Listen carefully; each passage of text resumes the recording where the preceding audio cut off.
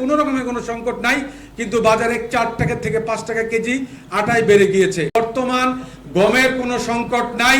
বর্তমান সরকারের মজুদ হচ্ছে প্রায় 26 লাখ মেট্রিক টন চাল এবং গম। বর্তমান সময়ে কিছু মুনাফাখোর কিছু ইম্পোর্টার রয়েছে, মার্কেটটাকে অস্থিতিশীল করার জন্য গম ইম্পোর্ট করে জাহাজের মধ্যে গুদামজাত করে রাখছে।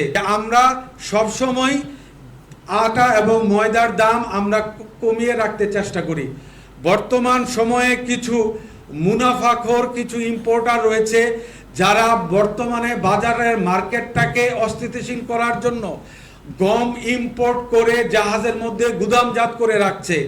আপনাদের মাঝে আমি বলতে চাই, বর্তমান সরকারের যারা রয়েছেন বিভিন্ন আইন শৃঙ্খলা রক্ষাকারী প্রতিষ্ঠান কিংবা বাহিনী, এনএসআই, ডিজিএফআই সহ তাদের কাছে অনুরোধ করব, বর্তমান গমের কোনো সংকট নাই। বর্তমান সরকারের মজুদ হচ্ছে প্রায় 26 লাখ মেট্রিক টন চাল এবং গম। কোনো রকমের কোনো মজুদ সংকট নাই। এক রকমের দাম বাড়ানোর পায়তারার জন্য তারা চেষ্টা করছে।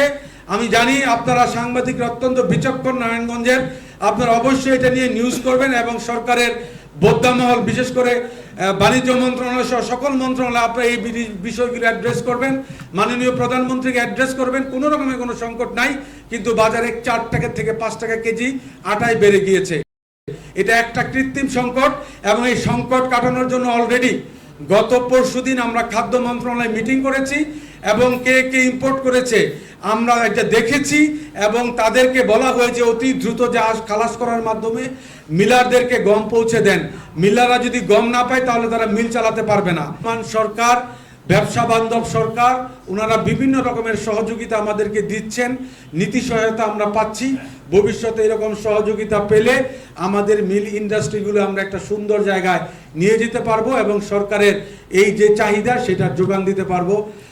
আরেকটা সমস্যা, আমাদের আসলে অনেক কথা বলতে হয়, আমাদের প্রত্যেকটা ময়দা মিলের ভুসি উপরে তার ময়দার দাম নির্ধারিত হয়। ভুসির দাম যদি বেড়ে যায় আটা ময়দার দাম কমে যায়, ভুসির দাম যদি কমে যায় আটা ময়দার দাম বেড়ে যায়। আমাদের বর্তমানে বিভিন্ন দেশ থেকে ভুসি আমদানি করে নিতাইগঞ্জের মধ্যে কোনো রকমের বিএসটিআই নাই, কোনো কিছু নাই, তারা বিভিন্ন রকমের ভুসি ইম্পোর্ট করে আমাদের একেবারে ভালো মানের ভুসিগুলির দাম কমিয়ে দিচ্ছে। আমি সরকারের কাছে অনুরোধ করব, ভুসি বিদেশ থেকে আমদানি করবে কোনো সমস্যা নাই, কিন্তু অনুমোদনহীন ভুসি, যেই সকল ভুসি গোখাদ্য হিসাবেও আপনার সমাজে প্রতিষ্ঠিত নাই, এগুলি খেয়ে হয়তোবা বিভিন্ন সময়ে দেখা গেছে আপনার বিভিন্ন গরু ছাগল মহিষ মারা যায়।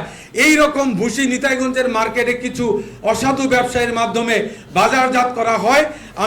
আমি আমাদের প্রশাসনকে অনুরোধ করব, তারা যাতে অবশ্যই ব্যবস্থা গ্রহণ করে, যাতে করে এই ধরনের বিভিন্ন রকমের যেগুলি মানহীন ভুসি নিতাইগঞ্জের মার্কেটে সহ সারা বাংলাদেশে যাতে কোনো জায়গায় আসতে না পারে।